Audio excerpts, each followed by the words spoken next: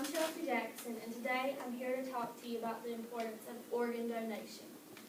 An organ donor is a person who has an organ or several organs removed in order to be transplanted into another person. Almost everyone would want to be able to say, "I have saved a life." But by becoming an organ donor, you can be able to say, "I will save a life." Organ donation is a selfless way to give back to others and to be able to make a huge difference by giving another person a second chance at life. Unfortunately, the number of patients waiting for organs far exceeds the number of people who have registered to become donors. Patients are forced to wait months and maybe even years for a match, and far too many die before even being provided with their transplant. Well, I'm here to share with you my views on organ donation in the hope that you will take them on board and give someone the ultimate gift after you have left this earth, the gift of life. At this moment, in the U.S., there are 119,000 U.S. patients on the transplant waiting list. 3,000 a month are added to this total. Not a lot, you may say, when the population is close to 300 million. But now add 20 or 30 families and friends to each patient, and the number increases drastically. Organ transplantations is one of the greatest achievements of modern surgery. Imagine that one of your loved ones is in the hospital and they're very sick and you don't know what's wrong.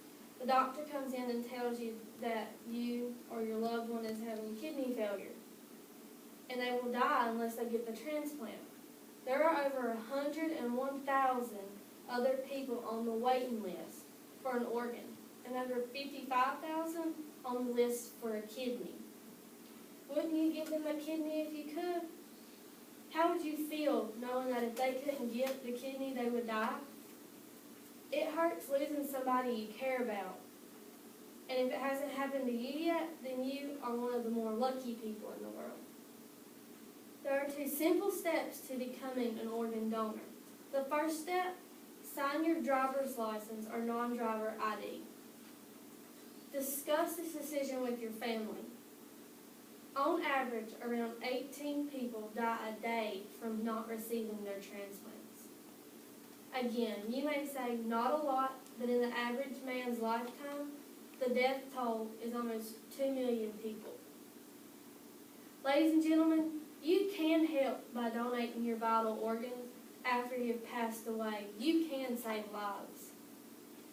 There are 6 different organs that you can donate, and that is the heart, the intestine, the kidneys, the liver, the lungs, and the pancreas. Also, there are 10 different types of tissue that can be donated. That's the bone, cartilage, corneas, fascia, heart valves, ligaments, pericardium, the skin, tendons, and the veins. Of the 119,000 patients waiting for a transplant, over 10% of these are children under 18 years of age. I researched that CBS News recorded the first organ transplant that was performed on December 23, 1954 by Dr. Joseph E. Murray. The transplant was done on a kidney.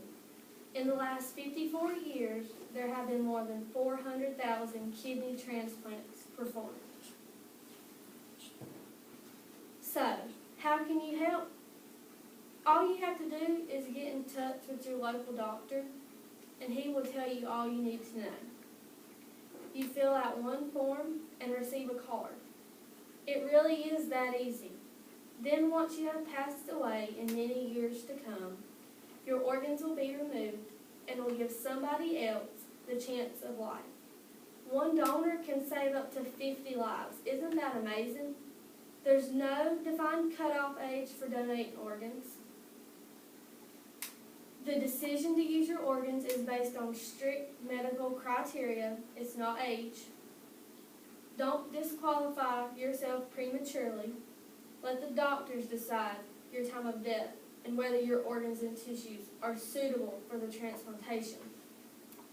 After a transplant of a vital organ, the average survival rate is 80 to 90%, a massive increase from the 20% that would live without the surgery. Some people worry, will they be left open after the surgery, as they are already dead, or will they still be able to have an open casket funeral? The answers to these are simple. You will be treated with the utmost respect in the surgery, and the same procedures apply to the body as a living body. And yes, you will be able to have an open casket funeral if you wish to. Also, there is no charge or cost for organ and tissue donations towards the family. The gift of life is the most amazing gift anybody can give. Before doing the research for this speech, I had never really considered or even thought about the potential of me becoming an organ donor. However, now that I am more informed on the subject, it seems like a no-brainer to just register and to donate my organs. If you really think about it, are you going to be using your organs in your grave when you die? The answer is obviously no.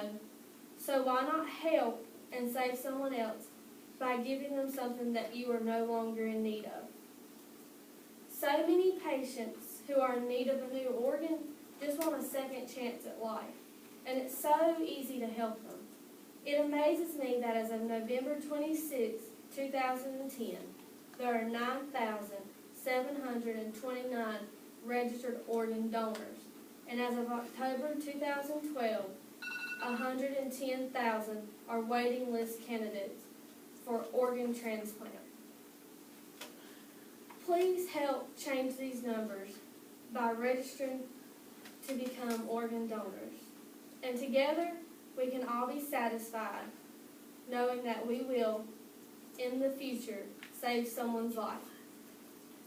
Transplantation gives hope to thousands of people with organ failure and provides many others with active and renewed lives.